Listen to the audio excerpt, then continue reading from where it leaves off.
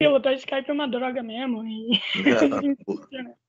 É a vida, beleza. A gente já vai começar. Peraí, beleza.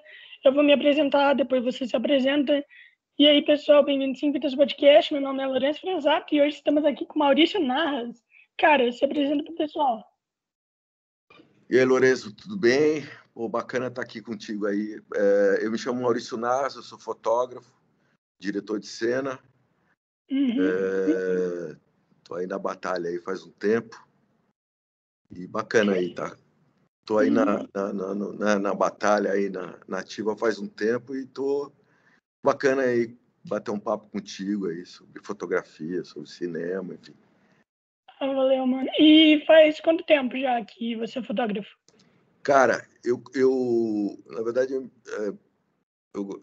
a minha história é um pouco... Na verdade, quando eu saí da faculdade, da escola, eu queria... Nos anos 80, ninguém te falava que você podia ser fotógrafo. Tinha algumas profissões meio... Né, que não tinham muita relevância no status quo, né?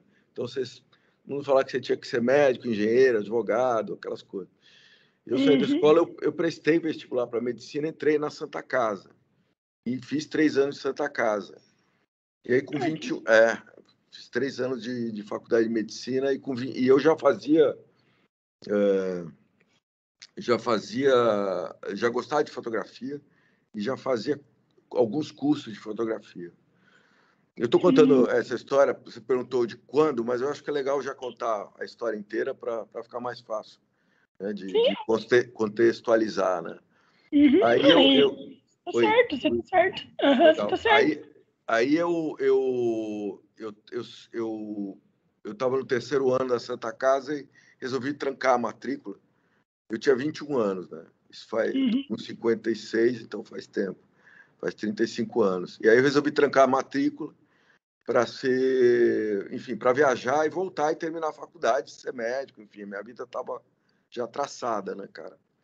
Só que eu estudava numa escola de fotografia chamada Imagem e Ação, que tinha lá na 9 de Julho, que era uma escola bem bacana, o Cláudio Feijó, que era o dono da escola, que é um cara sensacional, tal.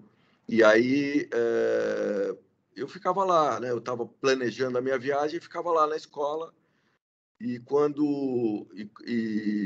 eu estava conversando um dia com a secretária da escola, uma tarde, e tocou o telefone e era do Estúdio Abril, procurando assistente de fotógrafo, né?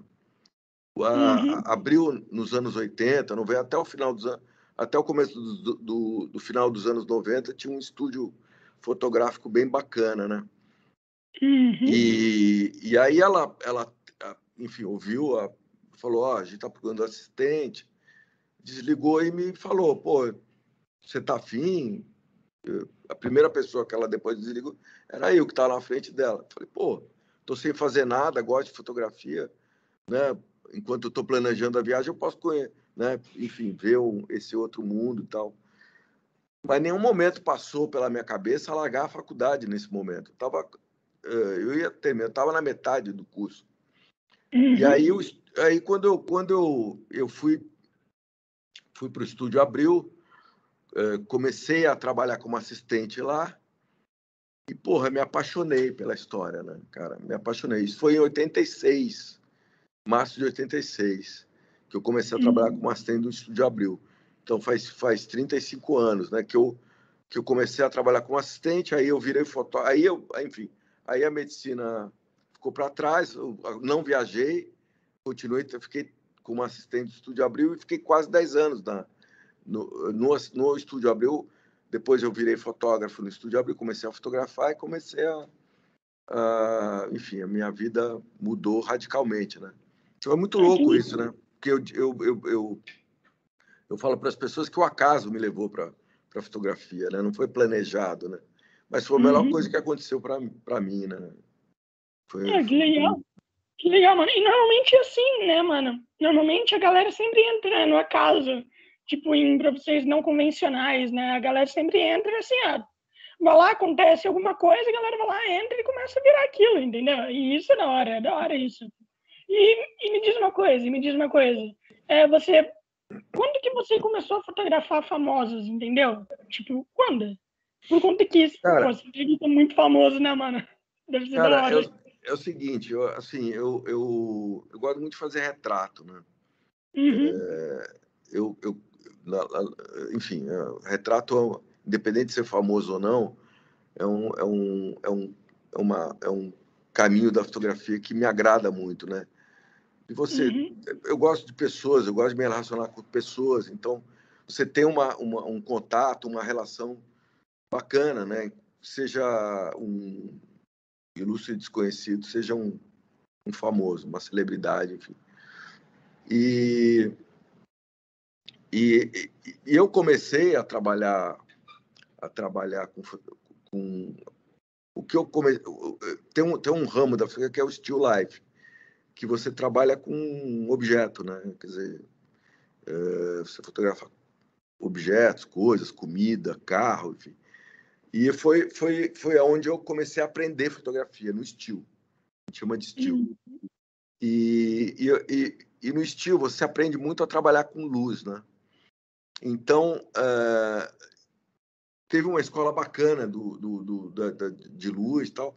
E aí eu comecei a fotografar gente e eu usava esse meu conhecimento do still life no retrato. Então, às vezes, eu acabava fazendo um estilo de uma pessoa quase, né? Quer dizer, trabalhando com luz, com uma linguagem quase cinematográfica, né? Isso chamou a uhum, atenção, e na época a revista Elle estava começando Abril, em 80, os caras trouxeram, a editora Abril trouxe a revista Elle em 88, final de 88, começo de 89, para o Brasil. E eu trabalhava na editora Abril e já estava, os caras já estavam vendo o meu trabalho de luz, de direção, e chamou a atenção do Leonel Kass, que era o diretor da revista, enfim, todo do grupo editorial da Elle, né? E a Elle é uma uhum, revista muito sofisticada, muito bacana, que até hoje está fazendo um trabalho brilhante aí e tal. E aí eu comecei a trabalhar para a revista, para a Elle, e eles gostavam do meu trabalho. E a Elle tinha tem uma linha editorial onde você faz moda, mas tem muito retrato também. Pelo menos naquela época tinha muito retrato. uhum. É diferente de moda, né? O editorial de moda ele é um retrato de uma pessoa, mas você está com outro objetivo de trazer a roupa, trazer. E o retrato não. O retrato você tem que ter uma relação com o retratado, né? É quase o que a gente está fazendo aqui, né? Você está me entrevistando, então a gente tem que estabelecer uma relação, né? Uhum. E foi aí começou, enfim, comecei a fotografar além, quer dizer, na verdade, a revista trabalha com a celebridade, né? E foi aí que comecei a fotografar muita gente, muita celebridade, muita gente famosa, mas eu sempre gostei de tratar o retrato de uma forma elegante, seja para um famoso, seja para um desconhecido, né? Uhum. Porque, enfim, eu acho que toda pessoa tem né, o seu valor, né? Então, eu gosto de trazer dignidade para todo mundo, independente do grau de celebridade, né? Ah, legal. Ó, me diz uma coisa, se eu não me engano, você também fotografou o Robert De Niro, não foi? Sim, sim, é. E como que foi isso? De Niro é incrível, mano. Como que você chegou até ele? Não, cara, assim, na verdade, me convidaram para fazer uma campanha publicitária para uma marca, a Seara, né? Tinha uma marca gourmet e eles me contataram e falaram que iam, tinha uma celebridade, né? Na fase de orçamento, eles não comentaram quem era. E aí eu fiz o orçamento, eu ganhei o orçamento, né? E aí falaram, pô, a gente vai para Itália não, para Itália fotografar o De Niro. Foi na Itália, na verdade, apesar de ele ser americano, ele foi para Itália fazer a campanha, porque também tinha um filme que ia ser rodado na Itália, então usaram as locações italianas, né? E aí, quando eu soube que era o De Niro, pô, achei incrível, porque primeiro eu sou fã do cara, né? Então, eu nunca achei na minha vida que eu ia ter oportunidade de fotografá-lo, né? Então, assim, eu aprendi a gostar de cinema vendo os filmes do De Niro com Scorsese, Taxi Driver, o Tony Indomável, enfim. E aí, quando eu soube que era o De Niro, eu fiquei muito feliz, né? Mas é uma responsabilidade, né? Porque você pega a tua malinha, teu equipamento e vai para a Itália fotografar um cara que é muito requisitado e que tem uma agenda super. Você tem que trazer a foto, tem que trazer uma boa foto, né? Então, nessa hora, assim, você precisa usar todos os seus recursos, né? Sua experiência, para poder estabelecer também uma conexão com uma celebridade do status, né, do De Niro, e trazer o que a agência de publicidade queria, né, que era, enfim, era uma foto que tinha uma particularidade, porque a gente não ia conseguir fotografar na locação. Então a gente levou os objetos para o estúdio, uma mesa, uma cadeira, e eu fotografei, e depois ia ter que aplicar ele na locação, né? No Photoshop. Então, eu tinha que parecer que ele estava lá. Então, tinha toda uma complexidade técnica, né?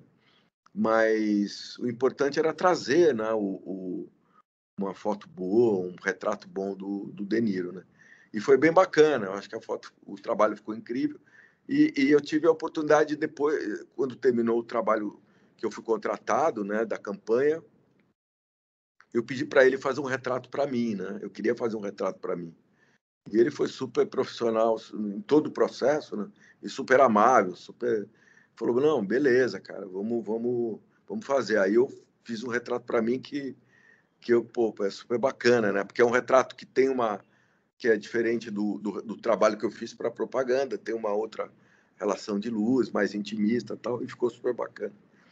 Mas tem uma coisa legal nessa história que é o seguinte, assim, a gente se prepara, você faz um pré-light, você faz todo um. E a gente alugou um estúdio no Lago de Como, que é meia hora de Milão, tal. A gente alugou um estúdio. Ele estava hospedado num hotel próximo ao estúdio e foi muito legal, assim,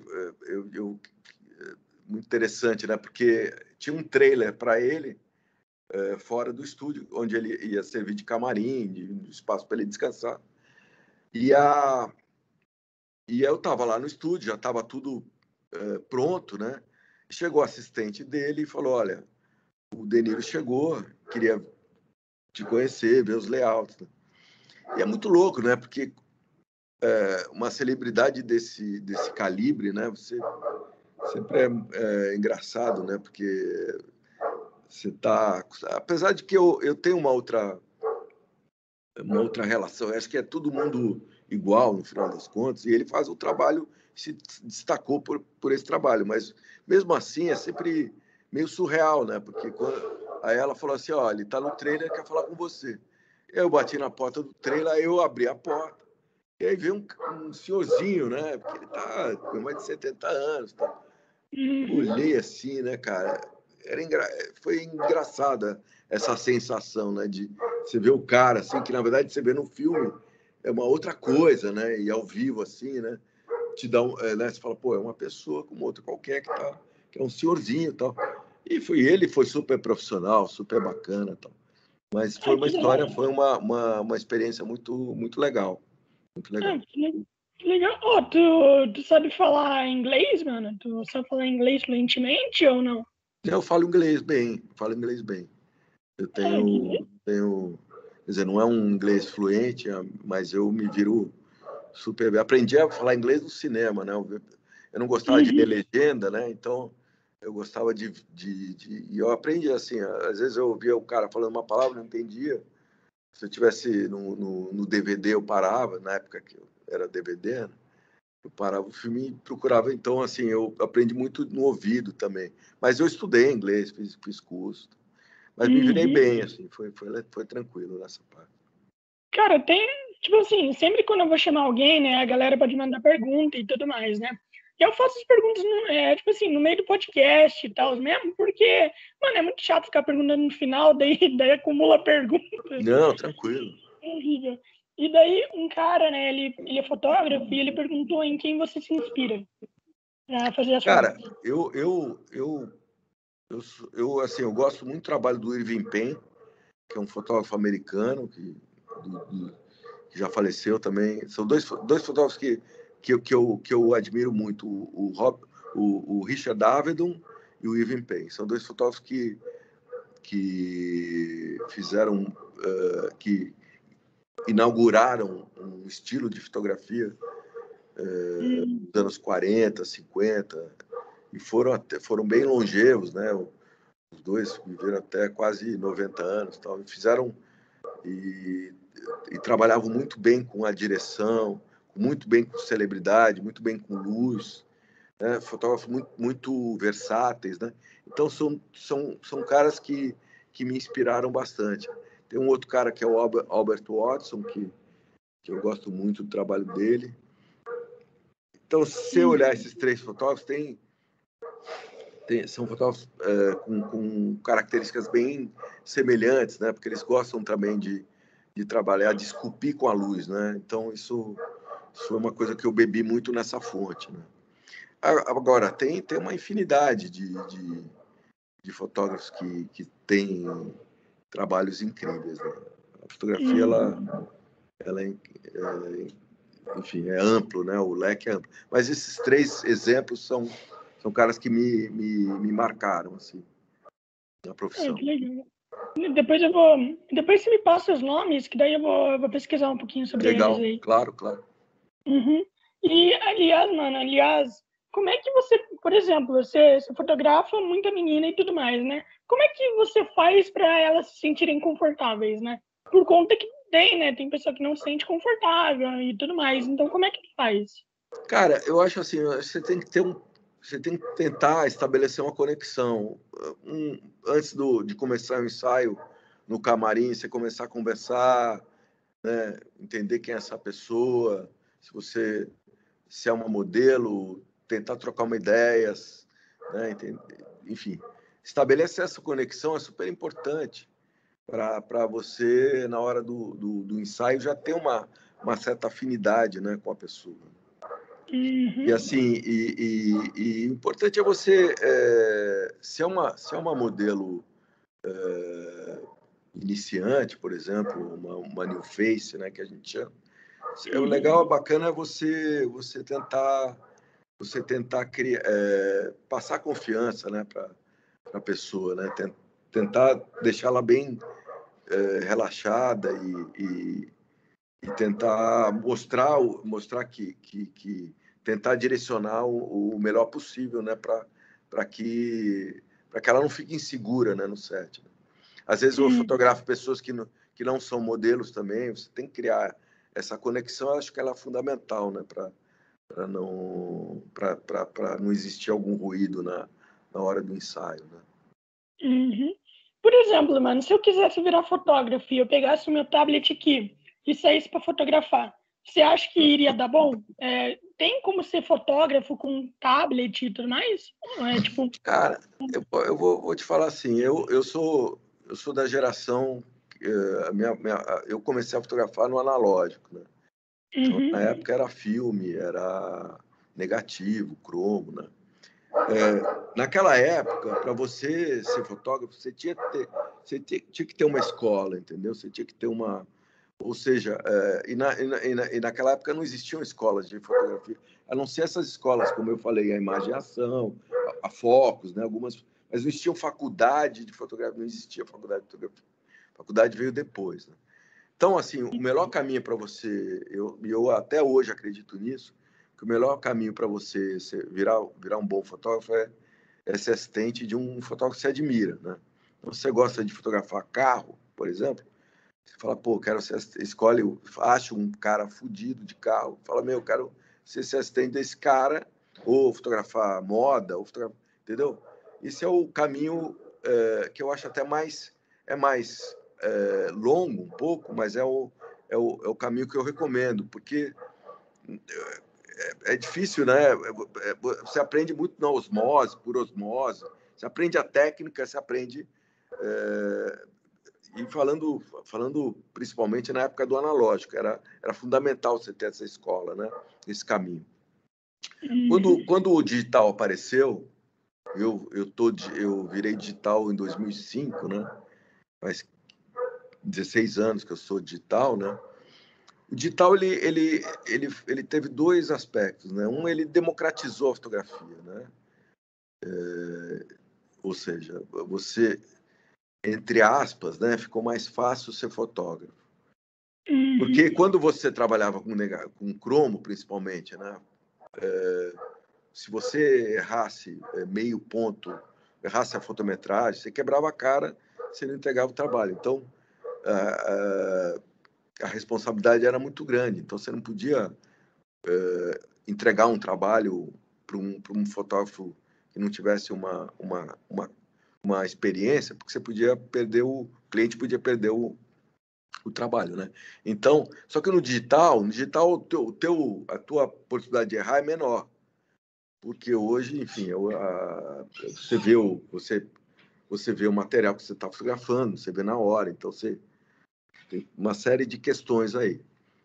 Agora, além da parte técnica, né, ou da parte, porque assim, fotografia, cara, como qualquer expressão artística, é sensibilidade, é um olhar, tem um fotógrafo, tem o Sebastião Salgado, se eu não me engano, que fala que a gente não fotografa com a câmera, né? A gente fotografa com a nossa cultura, né? Com os livros que você leu, os filmes que você assistiu, enfim, uma série de coisas da sua bagagem, entendeu? O teu olhar. Então, você está com o seu iPhone, você vê uma imagem que acha. Hoje todo mundo tem um iPhone ou tem um telefone com uma câmera, né? Hoje todo mundo tem uma câmera no bolso. Então hoje todo mundo é fotógrafo de uma certa forma, né? Isso democratizou. Não sei se eu estou dando respostas muito longas, mas enfim, eu acho que eu tenho que contextualizar entendeu? A resposta. De boa. Tá tranquilo, mano. Não, bacana. Quanto mais longa, mais completo, pô. Não, sim. Então, assim, o que eu quero dizer assim, na verdade, quando ela democratizou, o digital democratizou, mas banalizou a fotografia. De uma certa forma, banalizou. Então, assim, enfim, mudou muito nesses 15 anos, né? Então, você me perguntou, se eu pegar o meu tablet, sair, você pode trazer uma foto linda, entendeu? Você pode... eu acredito muito por mais que você não tenha experiência nenhuma com fotografia, você pode pegar e o teu subconsciente pode falar, pô, isso é bonito, né? Você vai lá, enquadra, você de repente tem esse talento que você não sabe, né? Você fala, pô, contra a luz é mais bonito intuitivamente, você tem essa intuição, você vai, pá, aperta o botão e vê uma imagem maravilhosa, que aí você bota no Instagram, todo mundo vai falar, porra, puta foto e tal. Só que, assim, é diferente de você ter por exemplo, eu como profissional, né, você tem um objetivo, né? Que vem um layout de uma agência de propaganda, ou você vai fazer um editorial com uma celebridade. Então, você tem outras questões aí envolvidas, né? Então, não é só uma foto bonita. Mesmo num trabalho pessoal, né? Não é só uma foto bonita. Tem uma pesquisa, tem toda uma história atrás da imagem que você tem que conceitualizar, você tem que contextualizar e criar um conceito em cima, né? Principalmente. Né? Então, essa questão da foto bonita, do clique bonito, ela é muito relativa, né? Com certeza. Você vai lá, com tudo que eu te falei, você faz 1000 cliques, vai trazer alguma imagem, entendeu? Agora, é diferente. é diferente, entendeu? Mas eu acredito nisso. Eu não quero tirar o mérito disso. Eu acho que sim, tem, mesmo porque hoje tem vários fotógrafos que não tiveram esse caminho que eu te falei, né? Que são pessoas talentosas, criativas, né? Que não têm um conhecimento técnico, mas que hoje, no final das contas, o conhecimento técnico acaba não sendo tão relevante como foi no passado. E hoje o conhecimento técnico, então você pode pegar um bom assistente, né? Que vai te ajudar a fazer o que você tem na cabeça, mas não consegue tecnicamente executar, e esse cara consegue.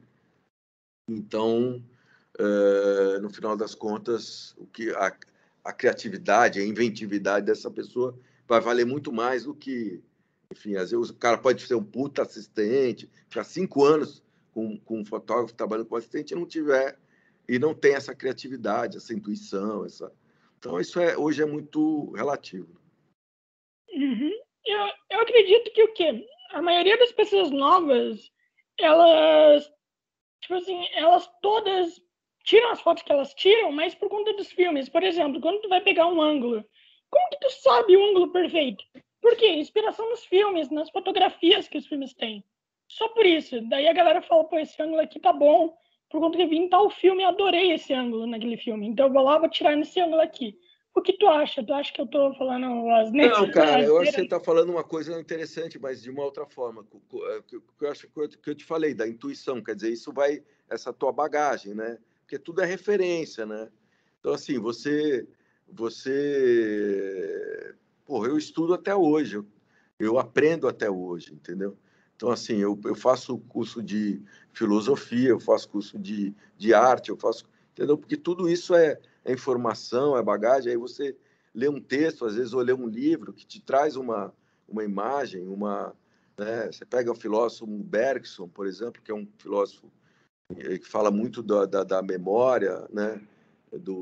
Da memória afetiva. Você vai ler Proust, por exemplo, quando ele mergulha a Madeleine no chá e ele tem toda uma memória. Então, isso tudo está entremeado, entendeu? Na nossa bagagem cultural. E é o que você falou, você vê um filme, você assistiu um filme, de repente, pô, a fotografia desse filme é boa, isso ficou na tua cabeça, e de repente, intuitivamente, sem querer, você traz essa imagem que você, né, que você tem do filme que você assistiu, e você fala, pô, realmente, né, pô, o cara trabalhou com uma lente, uma teleobjetiva, e achatou os planos e ficou mais interessante, porque eu queria ter um desfoque, entendeu? Aí entra uma parte técnica, mas assim, de repente você fala, pô, por que o cara fez aqui para obter esse resultado, entendeu? Então isso tudo, mas como eu te falei, cara, é muito, eu sou um fotógrafo muito empírico também, eu gosto de testar, de experimentar, de arriscar, eu já arrisquei muito na minha fotografia, às vezes deu certo, na maioria, graças a Deus, na maior parte das vezes deu certo, né? Às vezes não dá, então você tem que lidar com o erro e tirar lição desse erro. Então, a fotografia, para mim, é fascinante por causa disso, né? Porque você não tem o certo e o errado na fotografia, não tem certo e errado, entendeu? Às vezes eu estou fazendo uma luz e o refletor ele dá uma caidinha e rebate no rebatedor e cria uma estranheza que você fala, pô, isso é legal, entendeu? Então, assim, o acaso, o empírico, está sempre conspirando a favor da fotografia. Uhum. Mano, e me diz uma coisa, qual foi o maior risco que você já tomou, tá ligado? Qual foi a coisa mais arriscada que você já fez na fotografia? Você saberia me dizer? Cara, pode te falar, toda vez que você vai fazer uma foto, você está tomando risco, né? Então, o que você tem que fazer, o fotógrafo tem que fazer é sempre prever os riscos que você pode tomar, né? Então, assim, eu sempre vou com 2 câmeras, eu nunca vou com uma câmera só. Falando do risco técnico, né? Primeiro, Uhum. você não pode correr o risco de ter um equipamento só, uma câmera só, e essa câmera não funcionar. Entendeu? Então, por exemplo, eu não vou com um computador só, vou com 2, porque o computador pode, entendeu? Então, você tem que minimizar o risco na parte técnica, entendeu? E agora, na parte, o risco de você... por exemplo, quando eu falo o risco, às vezes o risco é assim, de você experimentar uma coisa nova e você não faz a fotografia para o seu umbigo, né? Você faz a fotografia para o mundo, né? Então, às vezes você arrisca nesse sentido também, de propor uma coisa nova, que ou as pessoas não estão querendo, não vão aceitar essa linguagem nova, ou às vezes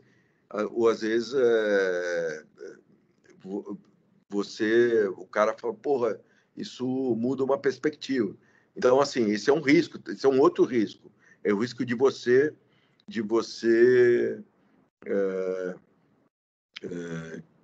enfim, propor uma luz diferente, ou propor um ângulo diferente, que hoje, se bem que hoje esse risco ele é muito menor, porque as pessoas estão vendo na hora a imagem, né? O cliente, no caso da publicidade ou do editorial, está vendo na hora, no computador. Então, você propõe uma coisa, às vezes o cara fala quem te encomendou, a não ser que seja um trabalho pessoal, que aí quem é o teu olhar que vai ditar. Aí é você. Agora, se você está fazendo um trabalho para um cliente, seja revista, seja publicidade, você propõe uma coisa, aí o cara olha e fala, não, eu não quero esse caminho. Né? Isso acontece muito, porque isso é o gosto de quem está encomendando o trabalho para você. Mas é claro que você tem que respeitar os seus parâmetros, respeitar né, a tua integridade estética, né? Porque isso é importante. Então, se o cara te chamou, se o cara escolheu o teu trabalho, é porque ele acredita, ele viu o teu trabalho, viu o teu portfólio e fala, pô, esse cara vai entregar o que eu quero. Né? Então, acho que é por aí. Agora, eu já corri riscos físicos, por exemplo. Eu vou te dar 2 exemplos. Um exemplo, eu tinha que fotografar uma fábrica da Antártica, em Campo Grande, se não me engano. E é uma foto aérea. E não tinha helicóptero para fotografar. E aí os caras me ofereceram aqueles ultraleves. E aí o cara, para eu fotografar no ultraleve, bom, primeiro que o ultraleve, assim, não sei se já voou de ultraleve. O ultraleve é um negócio que não tem parede, né? Não tem porta, não tem nada. Um negócio, parece um aviãozinho com uma hélice. E aí o cara olhou para mim e falou assim, ó, seguinte, mas para você fotografar, né, no ultraleve, você tem que sentar na frente. Eu falei, não, sem problema. Aí ele falou, só que é o seguinte, você está vendo essa barra aqui? Essa barra é o freio. Então, quando a gente aterrissar, você que vai ter que frear o ultraleve. E eu nunca tinha voado de ultraleve, nunca tinha feito, entendeu? Não sou um... Eu olhei para a cara dele e achei que ele estava de sacanagem, achei que ele estava brincando comigo. E aí ele falou, não, é sério. Aí, cara, ultraleve, aí eu me lembro até hoje, eu atravessando no alto das montanhas, atravessando as nuvens, a perninha balançando, cara. E aí você fala, porra, bicho, o que eu tô fazendo aqui? Essa merda não pode cair a qualquer momento. Graças a Deus não caiu, estamos aí conversando, né, meu? Mas eu nunca puxei um ferro, uma barra de ferro com tanta força quando aquela merda aterrissou. Né? E é engraçado, porque na época eu queria eu tinha que fazer o trabalho, então eu não estava muito preocupado enfim, né? Enfim, eu não... falou, pô, vai cair. Não fiquei com medo, entendeu? E a outra situação de risco físico foi uma matéria que eu fiz para Playboy nos anos 90, e os caras inventaram de botar a mulher pelada no balão, em cima de um balão. Só que o balão é um negócio que não tem direção. Não tem direção, você não consegue dirigir o balão, você fala, vira para cá, vira para lá. O balão vai com o vento, né? Aí eu coloquei essa questão para o balonista e falei, como é que eu consigo estar num outro balão, porque eu tinha que estar num outro balão, e fotografar essa mulher, né, no balão sem que a gente, né, eu tenho que estar com a câmera de uma certa distância que eu consiga fazer um ensaio, né? Aí o cara olhou e falou assim, não, vamos ter uma solução, vamos fazer uma corda, vamos amarrar 2 cordas em X e a gente junto, né, o balão vai andar junto. Eles vão andar, né, sempre próximos. Eu falei, legal. Porra, cara, o balonista me falou isso. Eu falei, meu, maravilha. O trabalho está garantido, não vai ter erro. Cara, a gente subiu dessa forma, né, com as cordas amarradas em X, só que chegou lá no alto, os balões começaram a se chocar, bicho.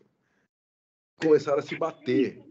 E aí eu falei, bom, ele deve ter previsto isso, não deve ser normal. E eu estava fotografando, quando o balão afastava, eu, pá, isso, linda, isso, levanta mais o queixo e tal. Uma hora eu olhei para trás, o balonista, cara, estava com uma cara de... Ele estava suando frio e quase gritando. Quando eu ouvi essa cena, eu falei, bom, se o cara tá com medo, entendeu? Fudeu, né? Porque, porra, bicho, aí eu olhei para ele e falei, bicho, corta essa corda e a gente dá um jeito aí. E aí, no final, ele cortou a corda, sobrevivemos, e aí eu consegui fazer o ensaio. O balão meio que conseguiu seguir, mais ou menos, eu fiz o ensaio. Mas esses foram 2 que eu me lembro, deve ter mais, mas foram 2 riscos de vida, né? E às vezes você tá numa locação, uma vez eu estava fazendo uma campanha de carro, a locação era no aeroporto e a gente era uma foto de cima, você subia num praticável de ferro, né? Uma estrutura de ferro. E aí começou a chover, cara. E aí começou a trovoar. Eu era um para-raio ambulante, né? Então, assim, uma vez na piscina, numa foto também dentro d'água, uma modelo com uma roupa e tal, começou a chover, raio pra caralho, assim. Eu falei, puta, bicho, isso aqui vai dar ruim. Aí não deu, tal. Aí o assistente tomou um choque. Não aconteceu nada, mas você fica já preocupado, né? Então, assim, tem, porra, várias... As 2 que eu contei no começo são as mais... assim, foram bem um risco de vida mesmo, né? Porque a coisa, você tá no ar, né? A coisa cai e fudeu. Agora, essas outras, assim, sempre tá, em alguns momentos, assim, meio improvisando, né? Porque você tem que trazer o trabalho, né? A minha preocupação foi sempre imprimir e trazer o trabalho. Então, se às vezes você vai um pouco pela vontade de trazer o trabalho, você às vezes passa um pouco do limite. Mas, graças a Deus, deu tudo certo até agora. Não teve... Estamos vivos aqui falando. Claro, claro. Oh, mano, eu te falei, né, que seria, tipo assim, pelo menos 1 hora. Eu não sei se, tipo assim, é 1 hora, tipo, 1 hora mesmo, a gente alcança até 1 hora. É que, ou até alcançar meio-dia, tá ligado? Não, Segundo... tranquilo. Vamos, né? Beleza, Boa, beleza. boa. Então, me diz uma coisa, mano. Quanto tempo normalmente demora? Quanto tempo normalmente demora uma sessão de fotografia? Cara, depende de quem você está fotografando, de quem te encomendou o trabalho também, né? Se é uma campanha publicitária e o cliente, enfim, ele quer... às vezes você começa a fazer... Você planejou antes e aí o cara muda no meio, ou às vezes o modelo não está rendendo, aí você tem que dar uma parada. E, assim, eu sou um fotógrafo rápido, né? Eu não gosto de ficar muito tempo, porque o retratado, o modelo, cansa, né? Chega uma hora que ele não rende mais, entendeu? Então você tem que trazer a foto na primeira meia hora, nos 40 minutos, senão a coisa começa a não funcionar mais. Então, assim, e às vezes você está fazendo um editorial, às vezes depende, às vezes é uma celebridade que você está fotografando e ali não tem tempo, né? Tem que sair, aí você tem que... Então, para mim, o mais importante, uma coisa que eu sempre falo para os meus assistentes, é o planejamento, né? Eu gosto muito de estar muito planejado, né? Então, para mim, por exemplo, a gente chama de pré-light, né? Por exemplo, que você faz a luz e faz todos os testes antes do ensaio. Então, quando chega no ensaio, a única coisa que você vai se preocupar é a direção. Às vezes tem que fazer um ajuste ou outro, mas aí só se preocupa com a direção. Então, e para mim, esses testes, esses pré-lights são muito importantes, porque você já chega seguro, né, do que você vai fazer. Às vezes você divide com o cliente, com a criação, com o editorial, com a revista, o que você está propondo. E aí, mas assim, você ganha muito tempo, né, nessa preparação. Uhum. E como que você escolhe os elementos para sua fotografia? Como é que você faz isso? Que tipo de elementos aí? Por exemplo, roupa, ou eu vi uma foto sua, uma foto lá onde você tirou, onde vocês jogaram água no cara, tá ligado? E é isso que eu tô falando. Como é que tu escolhe? Cara, é o seguinte, esse editorial em particular que eu fiz foi com o surfista, e agora me fugiu o nome, que ganhou, foi campeão nas Olimpíadas agora. Ah, que da hora. Ouro. É. Pô, foda. Me deu um branco agora o nome dele. Mas o cara é genial, o cara brilhante e tal. Eu tive a sorte de fotografar os dois campeões de surf, né? O Medina e o... Pô, só achar aqui o nome dele, cara, porque... Como é que eu esqueci? Peraí que eu vou ver agora. Aqui, ó. É de boa, mano. É o Ítalo Ferreira, Ah, tá, sim. O Pô, o Ítalo cara é Ferreira. incrível. É maravilhoso. O cara é maravilhoso, um gênio. O Medina também, um outro gênio que acabou de ser tricampeão do mundo de surf, né? E o Ítalo ganhou a primeira medalha de ouro olímpica no surf, né? Do mundo, né? Então, o cara é um outro gênio, né? E esse trabalho com o Ítalo foi um editorial que eu fiz para a revista Poder, que é a revista do grupo do Glamurama, da Joyce Pascovitch, né? Então, eu trabalho muito para eles, é uma galera muito legal.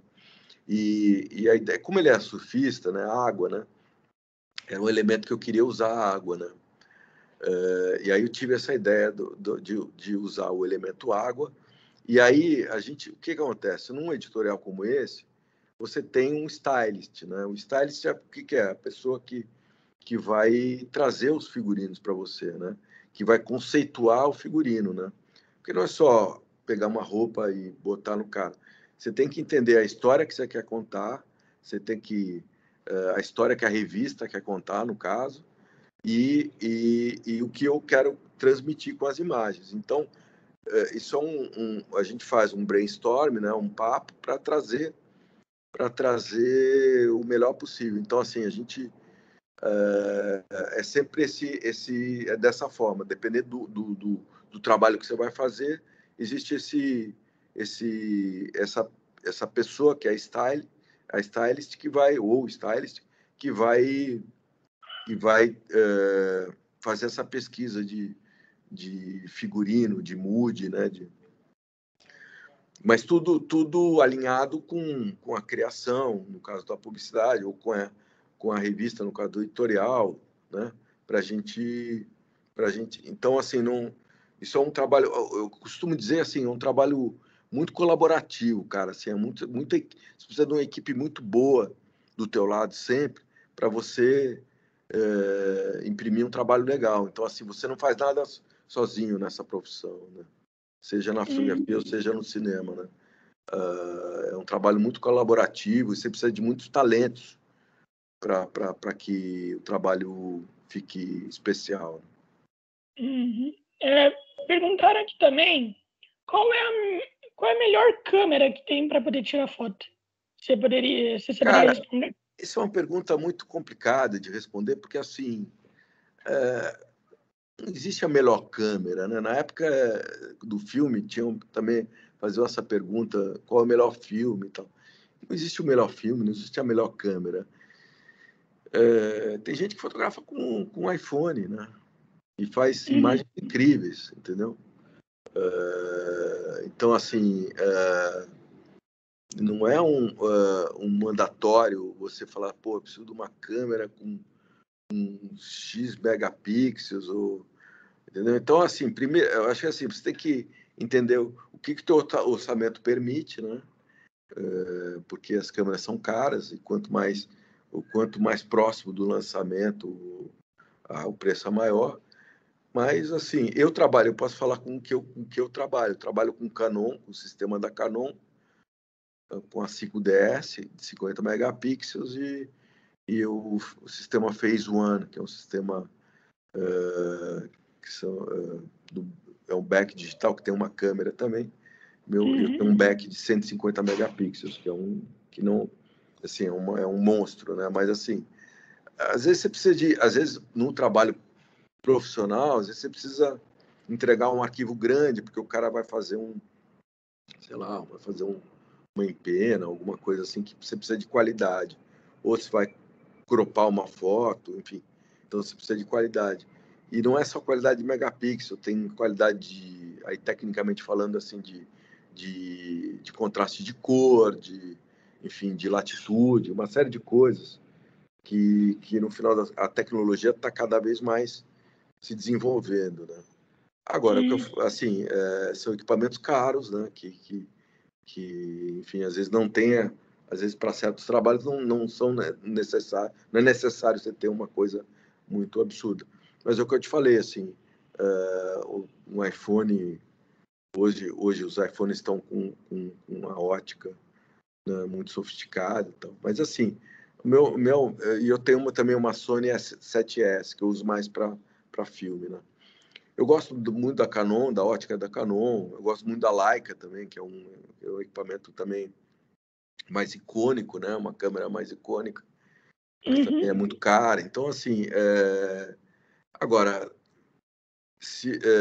eu costumo dizer que assim, se o equipamento fizesse fotógrafo, o dono daquela loja no Nova York, a BH, a B&H, seria o melhor fotógrafo do mundo, né? Porque o cara tem tudo lá para usar, né? Então, não o equipamento não é realmente não é o fundamental. É claro que tecnicamente existem alguns aspectos que você tem que considerar, levar em consideração, mas assim, se você falar que o melhor equipamento vai te fazer a melhor foto, isso é uma falácia, né? Isso não existe.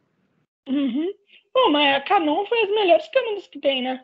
A Canon Não, foi mas a Nikon também é super boa, é uma marca super boa. Aqui eu trabalhei muito tempo com Nikon, mas aí eu migrei para Canon e me adaptei, gostei muito e tal.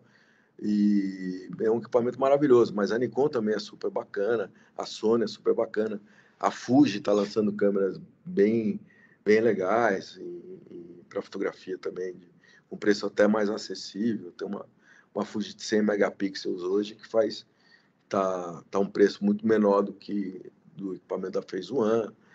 Então, assim, eu acho que assim, tem várias marcas muito competentes, né, de equipamento, mas é o que eu falei antes, né, quer dizer, no final das contas, isso é relativo, né? Você tem que se achar o que melhor, né, vai no teu bolso, né? Porque também não adianta você investir numa câmera, entendeu? No começo, principalmente, né? E o que vai te atender. Agora, é engraçado que tem muita gente hoje voltando a fotografar com analógico também, sabe? Um filme. Então, isso é interessante também, né? Existe uma volta a uma fotografia mais artesanal, vamos dizer assim. Né? Mas o analógico fica bonito, pô. Fica da hora. É legal. Bem bacana. Mano, e me diz uma coisa. Perguntaram aqui se, assim, você não precisa falar nenhum nome nem nada, mas perguntaram aqui se já teve alguém que te deu trabalho quando você foi fotografar. Você não precisa falar nome nem nada. Teve? Cara, isso com certeza, né? Isso é o ser humano, né? O ser humano é a relação humana. Sempre, às vezes o cara não tá num bom dia, às vezes o cara acordou com o pé esquerdo, às vezes o cara brigou com a mulher, ou a mulher brigou com o cara, entendeu? É a vida, né? A vida é assim, às vezes você não tá no bom dia, né? Quantas vezes você já chegou e você não tá no bom dia, os caras falam, o que o Lorenzo tá com essa cara? Da vida, mas assim, mas você como profissional, você tem que entender isso e tirar disso o melhor possível, assim. Então, às vezes você para a sessão, você troca uma ideia, você, enfim, tenta descontrair, você tenta, né? Sempre, eu acho que assim, é claro que sempre no nível da educação, no nível da relação humana correta, eu acho que as coisas são super contornáveis. Eu nunca tive um problema. Você fala, pô, teve um problema. Eu, graças a Deus, sempre fui um cara que fui equilibrado, nunca, sabe, dificilmente eu tento levar o trabalho, o set, da forma mais um set bacana, alto astral, entendeu? Às vezes a pessoa não tá legal, aí você tentar contornar de uma forma, mas aí você vai, aí a experiência vai te dando a cancha para você ir trabalhando isso, né? Então, eu hoje lido muito melhor com isso do que lidava há 10 anos atrás, ou há 20 anos atrás. Então, também isso tem conta, né? O que você não pode o que eu não gosto é má educação, né? É um comportamento inadequado, é um comportamento enfim, de ser, né, você ser, sei lá, enfim, outras coisas. Mas, assim, eu encaro isso de uma forma super natural, assim, eu acho que não tem muito problema, não, para mim. Uhum. Mano, você falou que você já foi médico, né, mano? Você já foi médico e Não, tal? eu não fui médico, eu não terminei a faculdade, eu saí no Ah, terceiro ano tá, tá. da Tá Santa bem, Casa. beleza. É. Mano, tipo assim, eu queria te perguntar, mano, como é que foi largar, tipo assim, algo tão, pô, mano, algo que pode te dar dinheiro demais, tá ligado? Pô, medicina dá dinheiro demais, né? Pra começar a fazer algo que tu gosta, por conta que é um risco, né, mano? É arriscado, Cara, né? é legal essa tua pergunta, porque é o seguinte, eu acho que todo mundo na vida passa por isso, né? Porque a gente, o, o Sartre que falava, né? A gente é condenado a ser livre, né? E Uhum. essa liberdade, a gente está escolhendo o tempo todo, né? Fazendo escolhas todo dia, o tempo todo, né? E essas escolhas vão determinando a sua vida de uma certa forma em graus maiores ou menores, né? Mas assim, essa decisão em particular, primeiro que eu tinha 21 anos, né? Quando você tem 21 anos, você tem menos medo, né, das coisas, você se arrisca mais, assim. Pelo menos eu me lembro que as minhas preocupações, eu tenho 2 filhos, sou casado, entendeu? Eu nunca é um outro momento de vida. Você tem 21 anos, você está meio aberto ao mundo, né, à vida de uma outra forma, né? Uma outra relação com as coisas, né?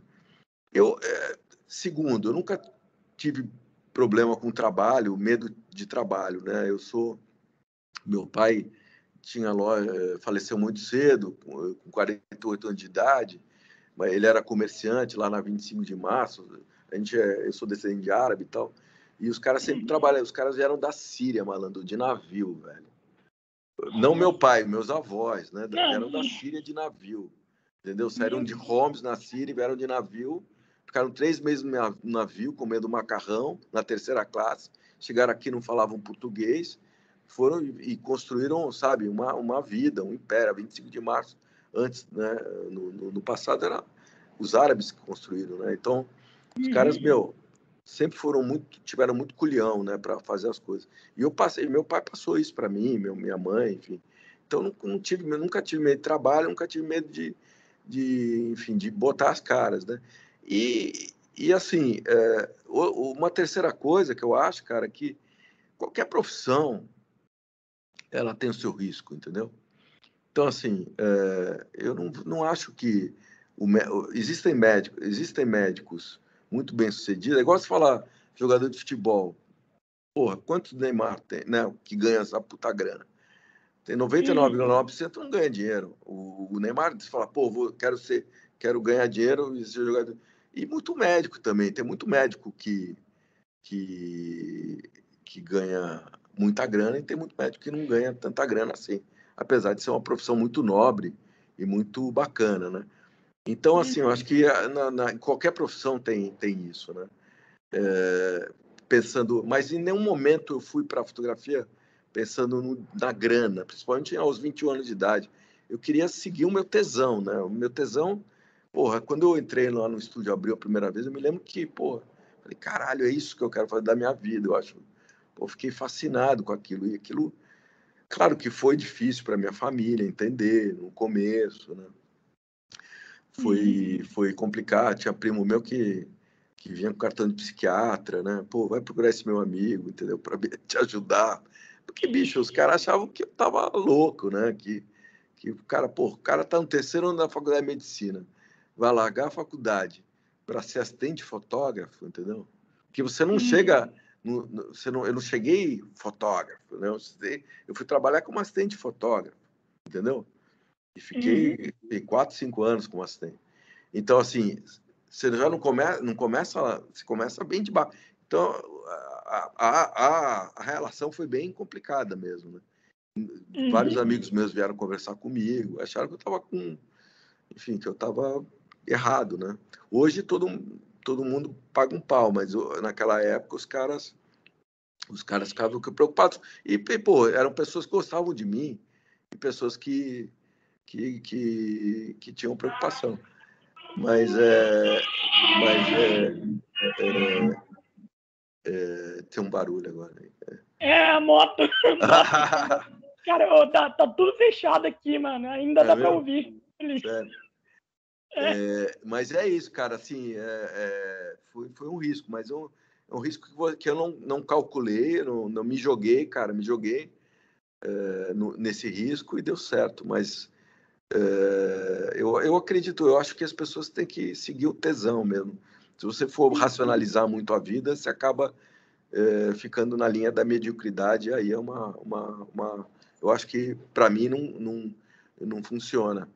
Mesmo porque, por exemplo, eu tenho 2 filhos, o meu filho mais velho foi fazer engenharia de produção, está trabalhando em banco, e minha filha mais nova está fazendo teatro e quer ser atriz. Então, assim, são 2 perspectivas de vida diferentes, né? Ele é mais pragmático, mais, né, mercado financeiro, e ela, pô, é mais intuitiva, mais, né, mais lírica, né? Então, aí quem sou eu para falar para ela que tem que, entendeu? Eu vou falar, meu, vai, pô, se é isso que você gosta, cara. Porque quando você gosta de uma coisa, você tem tesão por uma coisa, você vai fazer bem essa coisa.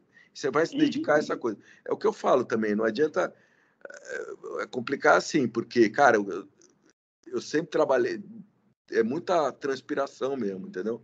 E sempre trabalhei muito, né, cara? E sempre abri muito mão de muita coisa da minha vida pelo trabalho, né? Então, assim, porque você tem que se dedicar, né? Você tem que ser meio obsessivo, cara. Isso que eu falo para as pessoas. Tem que ter um certo grau de obsessão para você conseguir, enfim, trazer algum resultado. Às vezes você pode até ser talentoso, obsessivo, ter esse grau de obsessão empenhado, mas não conseguir. Mas aí é outras questões mais empoderável, né? Mas eu acredito muito nisso. Se você tiver tesão, se você se ralar pra caralho, se você gostar muito do, né, o tesão e gostar do que faz, são a mesma coisa. Mas se você, enfim, se dedicar muito, você chega lá, cara. Eu acredito muito nisso. Qualquer coisa que você for fazer. É claro, mano. Ô, mano, isso que tu falou vai ser muito importante pra mim. Eu tenho 22 anos, tá ligado? Eu fiz 22 anos, tipo, semana passada. Ou Pô, seja... parabéns. Valeu, mano, valeu. E, tipo assim, isso vai ser muito importante pra mim, entende? Isso vai ser muito importante. Quando eu for decidir alguma coisa, eu vou falar, mano, o que o Maurício falou lá, mano, é, tipo, muito real, entende?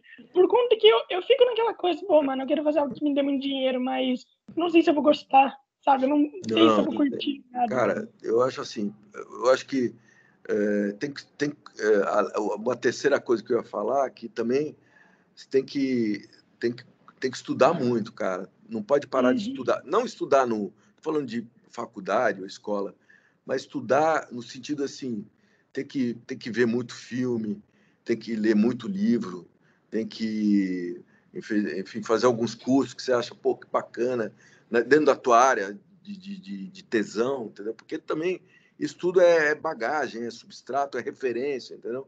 Principalmente para quem trabalha no mundo da arte, né?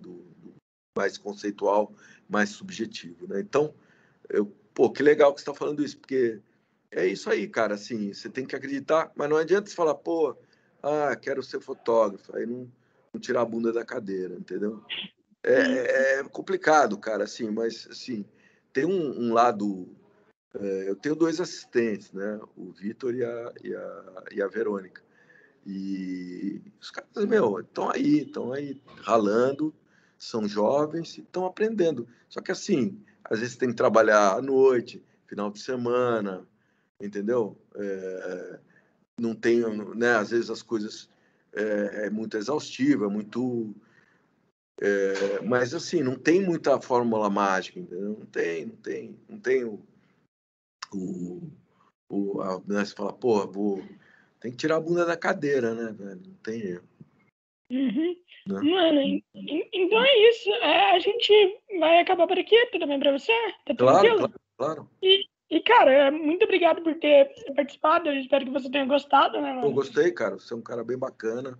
Valeu. Gostei das suas perguntas, das suas observações. Eu acho que quem gosta de fotografia, eu acho que deve ter gostado do papo, né?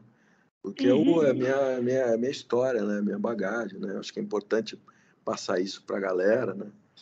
E, assim, não é... Assim, quando eu falo essas coisas, complementando quem estava falando antes, não é um papo meio autoajuda, sabe? Não é, você... Não é isso, entendeu? É outra coisa. É um papo de... E você mesmo falar, pô, eu tenho um puto orgulho do risco que eu tomei, porque esse tipo de atitude, ele te define também, entendeu? Como ser humano, né? Porque a gente não é só a nossa profissão, mas a nossa profissão faz, né? Mas tudo isso você tem que fazer com honestidade, com caráter, né? Com dignidade, com respeitar as suas convicções, respeitar o outro, né? Porque a gente não vive sem o outro, né? O outro é super importante para a tua história. Então, tudo isso faz parte, é um bolo, né? Que você tem que... E saber que você vai correr riscos, às vezes vai dar certo um dia, não vai dar certo outro, mas continuar seguindo a estrada, né? Tá bom? Uhum. Então é isso, mano. Você Legal, quer meu divulgar velho. as redes sociais? O meu Instagram é Maurício Narras 2, Narras com H, né? Maurício Narras 2. E eu boto bastante conteúdo assim das somente o meu trabalho fotográfico, o trabalho que eu gosto, às vezes o trabalho que não sai, algum bastidor, algum making off, gosto de colocar até para a galera ver e curtir, tá bom? Pô, Então bacana é te isso. conhecer, Lorenzo, bacana o Igualmente. papo, tá bom? Boa sorte aí na tua empreitada aí, tá bom? E é isso, mano. Boa tarde aí Valeu, e falou. tamo junto, abraço.